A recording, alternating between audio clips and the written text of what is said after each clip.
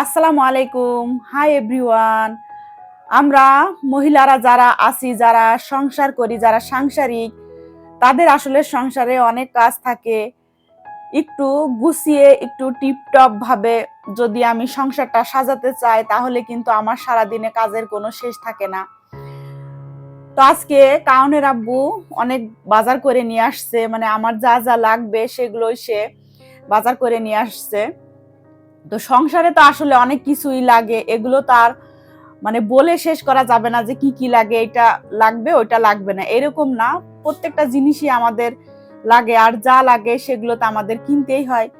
তো যে কারণের আব্বু আমাদের মানে নিত্য প্রয়োজনীয় যে জিনিসগুলো, আমাদের সব সময় যে খাবার দাবারের যে আইটেমগুলো, সেগুলোই কারণের আব্বু নিয়ে আসছে কিনে।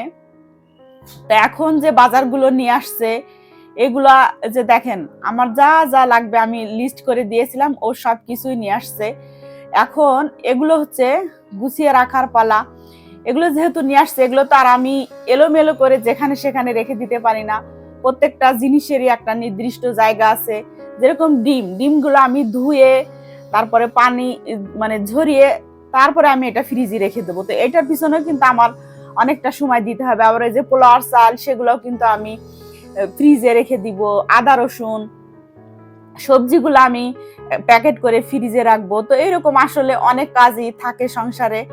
তারপরে এই যে মাছ নিয়ে আসছে, এই মাছগুলো কিন্তু আমার এখন কাটতে হবে। পিকুর জন্য চাপিলা মাছ, মুরগি, আমাদের জন্য ইলিশ মাছ নিয়ে আসছে, মুরগি নিয়ে আসছে। এখন এই যে দেখেন, আমি কিন্তু ইলিশ মাছটাও কেটে নিয়েছি। মুরগিগুলো আমি একটু ধুয়ে পরিষ্কার করে তারপরে আমি ফ্রিজে রেখে দিব। আমি এইভাবে ফ্রিজে আসলে রাখি না।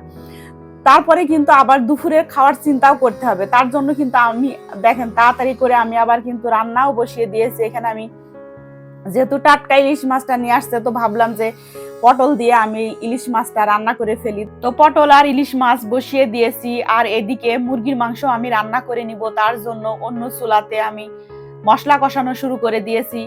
রীতি আর অথই ওরা মাছ খাবে না, ওদের জন্য আমার মাংস রান্না করতে হবে। মাংস তো মানে প্রায় প্রতিদিনই আমার রান্না করা লাগে ওদের জন্য।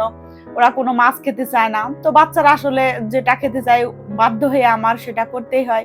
তো এই যে এখানে আমার মাংস রান্নাটাও হয়ে গিয়েছে।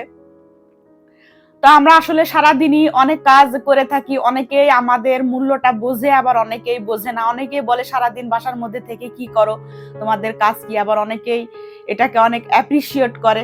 তো যারা অ্যাপ্রিসিয়েট করে তাদেরকে অনেক অনেক ধন্যবাদ, যে তারা বুঝতে পারে যে আমরা আসলে বাসায় থেকে কতটা কাজ করি। তো আজকের ভিডিওটা এই পর্যন্তই থাকলো আপনাদের জন্য।